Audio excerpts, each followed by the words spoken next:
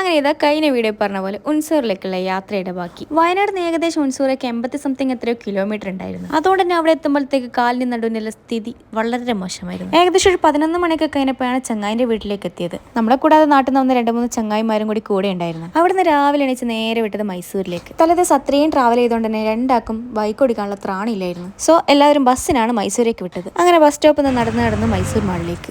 അവിടെ എത്തിയപ്പോൾ നമുക്ക് പരിചയമില്ലാത്ത വലിയ കലാപരിപാടികളൊക്കെ. ഫവാസ്ക കളിക്കുന്നുണ്ട്, ഇന്ത്യൻ ക്രിക്കറ്റ് ടീമിൽ കളിക്കാൻ കയറിയ പോലെ ഉണ്ടായിരുന്നു. അത് കഴിഞ്ഞ് ഓരോരുത്തരും കലാപരിപാടികൾ ഇങ്ങനെ തുടർന്നുകൊണ്ടേയിരുന്നു. ഇതൊക്കെ കാണുമ്പോൾ പണ്ട് ഇക്കാക്കമാരപ്പുരം പറമ്പത്ത് മട്ടലിന്റെ ബേറ്റ് പിടിച്ചൊരു ഓർമ്മ.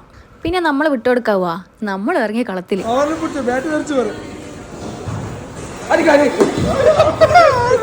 പല ഊക്കുകളും ചങ്ങായിമാർ തരുന്നുണ്ടെങ്കിലും ബോളിനോട് എന്തോ ദേഷ്യമുള്ള പോലെ ഓരോ ഭാഗത്ത് ചിഹ്നം ഭിന്നം തെറിപ്പിച്ചു. ഈ ചിഹ്നം ഭിന്നം തെറിപ്പിക്കൽ മാത്രമല്ല ഉണ്ടായിരുന്നത്, 6ഉം 4ഒക്കെ അടിച്ചിട്ടുണ്ടായിരുന്നു. അതിന്റെ 4ന്റെ വീഡിയോ മാത്രമേ എടുത്തുള്ളൂ. അത് കഴിഞ്ഞ് രാത്രിയോടെ മൈസൂർ പാലസിലെ ലൈറ്റ് തെളിയുന്ന കാണാമെന്നും പറഞ്ഞ് അവിടത്തേക്ക് വിട്ടു. അത്യാവശ്യം നല്ല ജനക്കൂട്ടുണ്ടായിരുന്നു. അങ്ങനെ 1.5 മണിക്കൂറിന്റെ കാത്തിരിപ്പിന് ശേഷം ലൈറ്റ് തെളിഞ്ഞിട്ടുണ്ട്. അത് കഴിഞ്ഞ് പിറ്റേ ദിവസം രാവിലെ അവിടെ നിന്ന് വിട്ട് നാട്ടിലേക്ക്.